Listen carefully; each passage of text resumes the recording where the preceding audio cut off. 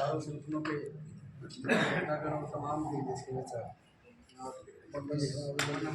आज की लड़ाई की आपको मैं मेरे सेक्टिंग की तरफ से मोर्चा की तरफ से क्रांतिकारी अभिनंदन करता हूँ। आवाज़ थोड़ी हो जाओगी ऊँची, थोड़ा अभी से डाउन है मेरी, इस करके मैं थोड़ा क्या बोलना पड़ रहा है। साथ से 2-3 बातें करनी है ज़्यादा।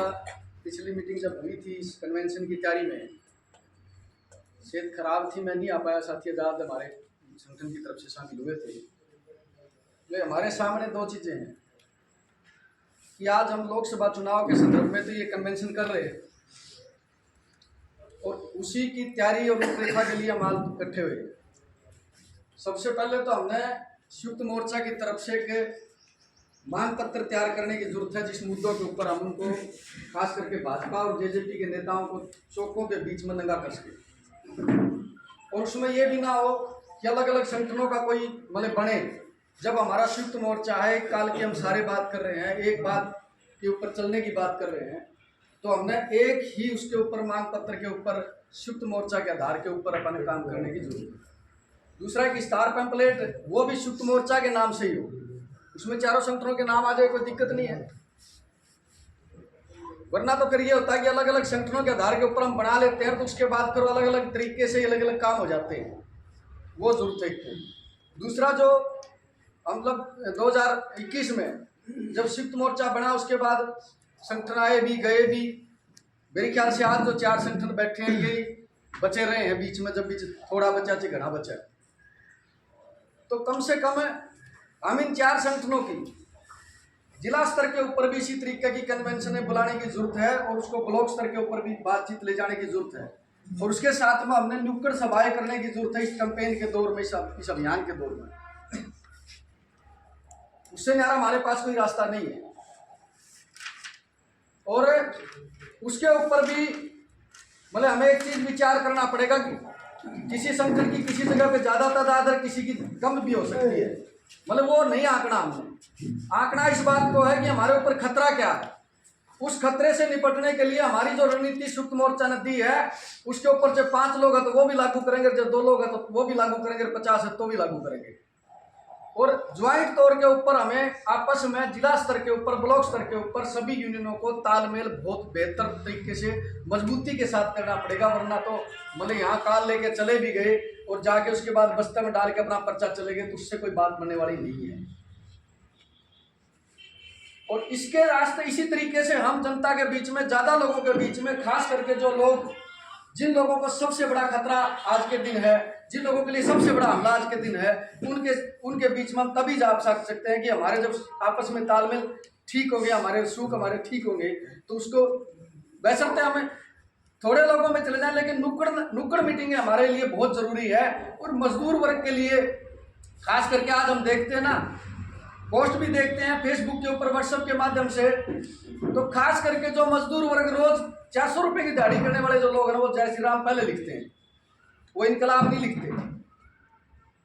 उसको दूर करने के लिए, उसका जो है उसमें बाशिंग करने की हमने जरूरत है कि हमारे विचार उस तरीके से लेके जाएं कि हमें फर्क बताना पड़ेगा। 2 धाराएं हैं हमारे सामने आज।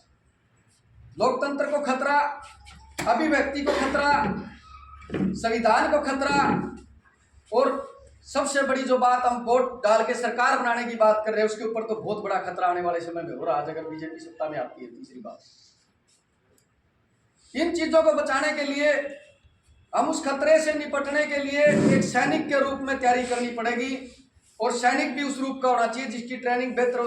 अभी जो कह रहे थे साथी की ट्रेनिंग की जो बात है, ट्रेनिंग भाई हमने कम से कम जरूर ये करना पड़ेगा कि हमारे ब्लॉक स्तर के जो साथी हैं, यूनिट स्तर के जहाँ यूनिटें बनी हैं, यूनिट स्तर के हमारे जो कमेटियों के साथी हैं, उनकी बाकायदा बेशक अपने संगठन के तौर के ऊपर भी तैयारी करें, निजी तौर के ऊपर भी ज्वाइंट भी हम कोशिश ये करें कि उनके बीच में एक ऐसी चीज पैदा करें जिसमें हमारा जो फर्क है, 2 चीजें, एनडीए और इंडिया। एनडीए और इंडिया, एनडीए तो भाजपा का जो घटक है, आरएसएस का जो सिस्टम से चल रहा है, जिसने पिछले 10 साल से 70 साल के सिस्टम को खत्म किया है, जिसने संविधान को, कुछ शहीदों की कुर्बानियों को जो है बिल्कुल नष्ट करने की कोशिश की है, आज़ादी खत्म करने की बात जो वो कर रहे हैं। वो धर्म के नाम पे, जात के नाम पे, मंदिर के नाम पे, मस्जिद के नाम पे आपस में लड़वा के अपना जो हिस्सा उसको बरकत पर हमले हैं।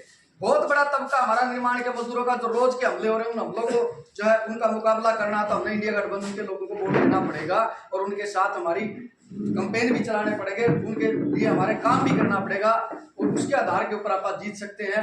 इससे नारा अपने पास कोई तरीका नहीं है, कोई फार्मूला नहीं है। रही बात की हम जो लोहान साहब कह रहे थे कि हमने मजबूती से करने की बात है, जो फैसले रह जाते हैं, बिल्कुल इस बात को हम स्वीकार करते हैं कि जो फैसले यहाँ होते हैं वो हमारे फैसले ही रह जाते हैं, उसको जमीनी स्तर के ऊपर लागू नहीं हो पा रहा उसका। लेकिन भविष्य में मैं एक चीज तो मेरे संगठन की तरफ से सीधा मैं आपको विश्वास दिलाता हूँ कि भविष्य में जो भी फैसला संयुक्त मोर्चा करेगा, अगर किसी प्रकार की बीच में कोई कमियां समियां कोई गलतियां कोई भी आएगी, उसका हम अगली मीटिंग में बैठ के उसका सुधार करेंगे।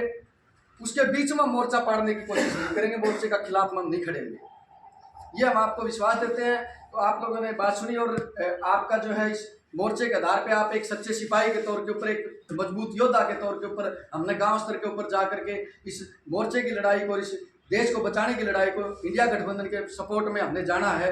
तो उसके लिए उस रूप की तैयारी के रूप में हमने जाना है। जो आपका फैसला यहाँ से आपका आदेश हो, उस आदेश को पूरी ईमानदारी के साथ, निष्ठा के साथ और मुस्तैदी के साथ लागू करने की जरूरत है। आपका बहुत बहुत धन्यवाद। इनकलाब जिंदाबाद।